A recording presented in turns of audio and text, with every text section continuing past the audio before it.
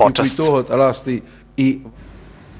Fotokolektiv Kamerades povukao je izložbu fotografija Dirty Season necenzurisano iz galerije Artget. To je vid protesta jer je deo te izložbe skinut iz izloga galerije po nalogu direktorke centra Ivone Jevtić.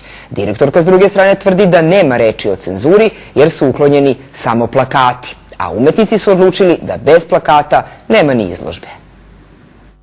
Sad ga vidiš, sad ga ne vidiš.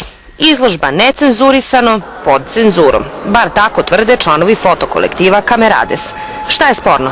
Fotografije oštećenih plakata iz predizbornih kampanja različitih političkih stranaka na kojima se, između ostalih, nalaze i Vojislav Šešelj, Ivica Dačić, Čedomir Jovanović, ali i Aleksandar Vučić. Ovo je pre svega jedno građansko razmišljanje i razmišljanje grupe mladih intelektualaca koji svakodnevno kroz svoj rad i kroz svoje fotografije promišljaju o onome što im se dešava.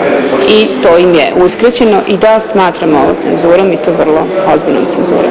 I da jeste bio politički stav tim pre, mislim da ne bi bilo u redu da se to skida jer ovo je umetnička galerija i ja mislim da galerija jeste prostor gde svako može da iskaže kroz svoju umetnost neko svoje mišljenje, da čovjek ima pravo na lični izraz, na lični stav, na to da bude individualac u ovome društvu. Direktorka Kulturnog centra Beograd za N1 u telefonskom razgovoru tvrdi da je došlo do nesporazuma i da izložba ni u jednom trenutku nije cenzurisana, ali da su plakati morali da budu sklonjeni jer je za postavljanje bilo kakvog natpisa, ali i postera na tom delu, neophodna dozvola Zavoda za zaštitu spomenika. Do nesporazuma je došlo jer su uklonjena 4 postera, ne fotografije, koji su se nalazili na staklenom delu, to je prozorima, za čije postavljanje neophodna dozvola Zavoda za zaštitu spomenika. Dobro, i hoće li sada ti posteri biti vraćeni, ako je već došlo do nesporazuma?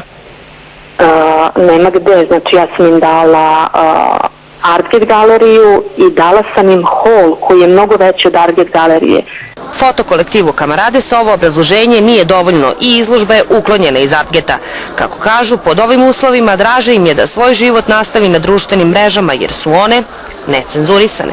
Izložba je otvorena u četvrtak 10. marta, a svega 4 dana kasnije sa izloga iza mene uklonjene su fotografije koje su se tu nalazile bez dozvole Zavoda za zaštitu spomenika.